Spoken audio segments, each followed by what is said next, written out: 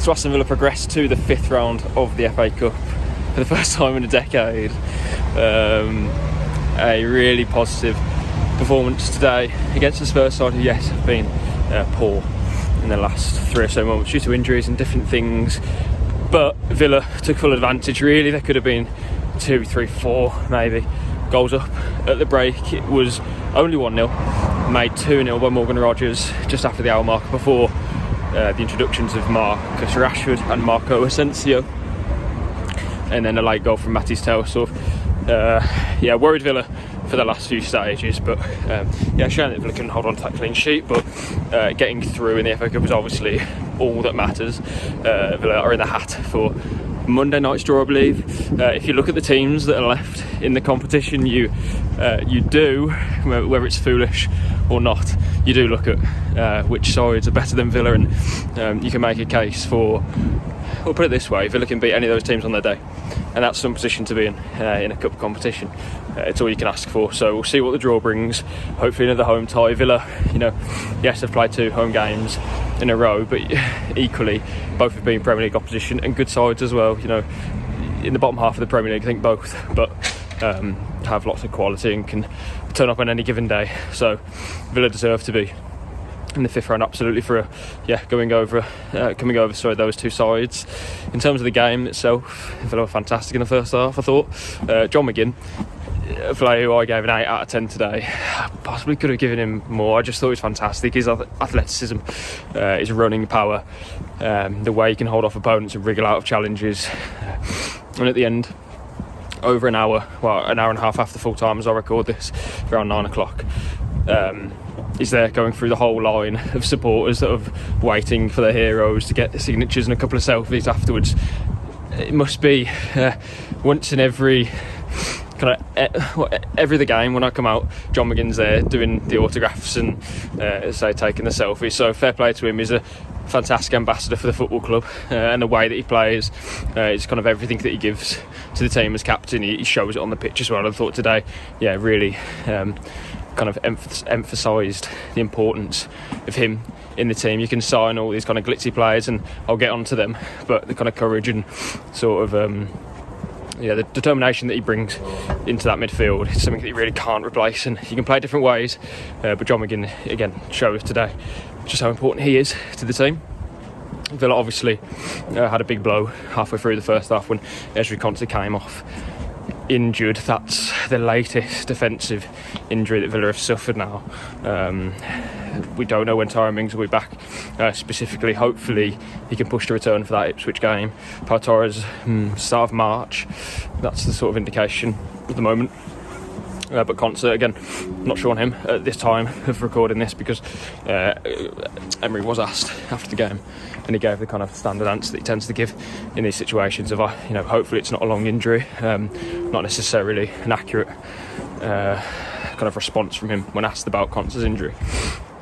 Didn't look particularly great because it was obviously a muscle injury, banging the pitch as well before receiving treatment. So something that kind of takes the gloss off the win, to be fair, only to a point, because it's a great night and we've seen some really encouraging performances from lots of different players tonight.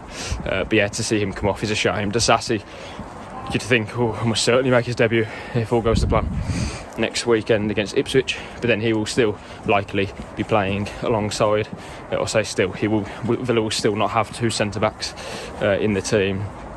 A word on Bogard. Emery was asked about Marcus Rashford, and again I will get to an Asensio after the game, and I really liked his response, because the first thing he said was, well, actually, Lama Bogard. Again, we're asking him to do different things, and consistently he is showing us that he's up for that task, which is always encouraging. And again, so today, a player who's still, I think, finding his feet in the first team to an extent, and we can't ask too much from him. However, we have seen today, what a promising player he is. He made a really important block to deny Son, I believe, in the second half. Early on in the second half. If that goes in, it could be a completely different game. So full praise to him there, playing alongside Kamara, who had a good game, but obviously you want one of them. If you Bogard, you want your partner to be an experienced centre back. Kamara isn't that. but still between them played very well. And Emery said, a few weeks ago, obviously we didn't expect to be playing Kamara and Bogard as a defensive pairing, but we've got the job done, and that was the key point today. Luca Dean, I thought, was fantastic again. Played a key role actually in the first goal. Played a key role in the first goal.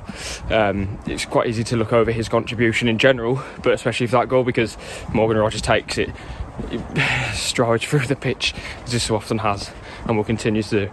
And Jacob Ramsey putting the ball on target. I think Kinski will look back at that and think that he should have done much better, but credit to Ramsey, that's another goal for him, and he's banging form now. Ramsey, I think, playing in the best form that he's been in since he suffered that injury. Won an international duty for the 21s, was it? England 2023, summer of 2023. Had more chances to get lots more goals tonight, but couldn't quite get that left foot working after his goal, which is a shame. But again, he's kind of staked his claim for more starts, and he'll be keeping his place. I'll get on to the flashy new arrivals, Rashford and Asensio. Both fantastic for me in the 30 minutes they played, or thereabouts. Start with Rashford. He looked direct, looked confident. You can see that a change of scene is already helping him, in my opinion. The way that he picked up the ball, didn't want to go backwards, only wanted to beat his man, only wanted to get the crowd kind of off their seats. Had a chance to maybe get his goal, but a bit of a heavy touch allowed a defender to come in, and then Rashford made a foul because he tried to slide and put the ball in the net, but good defending in the end by the Spurs player. It was really encouraging for Rashford. I thought that's certainly not a player who, a team who are in 16th or so, like Man United, should be letting go, put it that way. So hopefully he can continue to build on that. But yeah, it looked really exciting for me. Took on a few players, nutmegs, pace, skill. Yeah, like we know he's got talent. It's all about just putting it into practice now, and really excited for what he can do in the weeks, months, hopefully years, if all goes to plan, to come. Marco Asensio, just class, just a real classy operator. And again, this is nothing new. We haven't picked these players up from the second division of Bolivia. These are stars, and you pay your money to get them in terms of wages. Obviously they're loans initially. He picks the ball out of the sky. One of the first things he did was a roulette. Just wow. Olays were coming out, chants were coming out for Asensio and for Rashford already from the fans. So yeah, real crowd favourites within 20 minutes of their debuts. Essentially plucking the ball out of the sky, back heels. When you play five-a-side and there's that player on the pitch who's just clearly a class above. I know that's a strange kind of sort of analogy in this situation, but it was like he was just, playing with his mates almost, and he'd clearly played at academy level before. Do you know what I mean? Just a level above, and there's no sort of ifs or buts about it. That's the way he plays, just real swagger. It was like, I know what, I'm in control of this game. When the ball comes to my feet, I'll make things happen, and I see pictures before anyone else. And again, yes, Spurs are down to their bare bones. But they're still a good team. They're in the Europa League and should go far in that. May or may not win it. It is Tottenham, but there's enough there there's enough players on their side who have played against top quality opposition, like Asensio before. But yeah, Asensio just wow. I'd really hate to use this comparison. When Coutinho came to Villa, you had that feeling of like, oh wow, that's Stardust. I haven't seen that since Grealish was here. I have that same feeling, but this is surely different. This is a player who was playing for PSG a couple of weeks ago, and he's clearly not over the hill. He's clearly got a lot to offer still. So really excited to see how he continues to grow in this team. A player who wouldn't be coming to Villa unless Unai knew that he'd be ready, kind of fiercely determined to contribute, and come with a base level of fitness as well, where you can contribute and not take weeks to get ready. So hopefully both of those players, Rashford and Asensio, can continue to develop into the players that we know that they are. But it's just about getting out of them after a couple of years of stagnation, really, you'd say, with all due respect. That's the kind of the main excitement I think that most fans will be taking away from this, that those players haven't just come on and kind of got the crowd up in that way, but also given a reason for them to chant the names and be excited. And that's something that going into the next few games Villa can really get up for. Of course, more home matches to come now, 3 in a row Ipswich at home, Liverpool at home, Chelsea at home, before obviously some away matches after that. But this is obviously one of 4 home games in a row. This is the point I'm trying to make. There's lots of opportunities to see these players again. Confidence as well can only build from here. Villa should have most. Well, Chelsea and Liverpool potentially not, so kind of kills my point here already. But in spells, Villa will have the ball, obviously playing at home. The crowd will be right behind them. There should be lots of confidence and belief from these players, the new ones, especially Asensio. Marlon as well, need to give a word for him. Thought he ran the line well. Obviously had a few chances, didn't take them. That's okay, you know, played his part in what was a strong Villa performance and didn't look out of place whatsoever. Don't think anyone expected him to look out of place. But you get my point, replacing Watkins is no easy task at all. But he did well. But the point being, Marlon, Disasi when he comes in, Rashford and Asensio, all of those players should grow in confidence. And of course I'm leaving my last word as well to Andres Garcia, the player who I haven't mentioned yet. I think he was just very steady, and I don't mean that I mean that in a positive, by the way. Didn't really do much wrong. He looked confident for me, looked assured, didn't look like it was his full debut at Villa Park. So I liked what I saw there for a player who's only made his top flight debut in any league last week in a defeat at Wolves and was hooked at half time. He didn't really, there's no signs that kind of got to him, you know, if that makes sense. Also playing alongside Bogard, you know, you have to applaud those 2 players because there's a lot of inexperience there against experience in Son. One of the players in the Tottenham's ranks, sorry.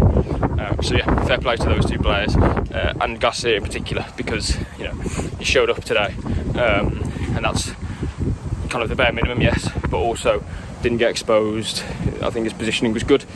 Used the ball as well as I'd expect him to, and again, because that's his debut, I think you can kind of applaud that even more so. So yeah, 3 really good performances from those new signings, plus obviously Marlon, who feels like he's been here a bit longer now. So all in all, yeah, great night. Villa can now look forward to the draw on Monday evening. And as I say, you look at the teams and you think, well, any game at home, you'd back a Villa, and that's fantastic. Away matches can be different, of course, but what are we? 5th round if you win that, it's a quarter-final, so 2 wins away from Wembley, if my maths is correct. Well, considering Champions League, that's kind of the full focus in terms of cup competitions. Well, has been. The Premier League is obviously, you know, your staple competition, but the FA Cup, all of a sudden, Villa can, you know, really can go far in this, and I'd back them. So I'd back them against any team at a neutral ground or at Villa Park. It's difficult if you go into St James's or even the City Ground or the Etihad, of course, and so on. Vitality, difficult grounds, difficult teams to play against, but they're not sides that Villa will be fearing. And as I say, that's quite a position to be in, to be fair. So yeah, all in all, great night at Villa Park. More home games to come, more chances to build confidence and belief amongst these new players as well, but also the fans, because it's been a season. You know, Villa are in a strong position in the league, really, considering how many points they're away from the top 4, top 5. Champions League, absolutely superb. FA Cup, you know, all of a sudden you're thinking, could you?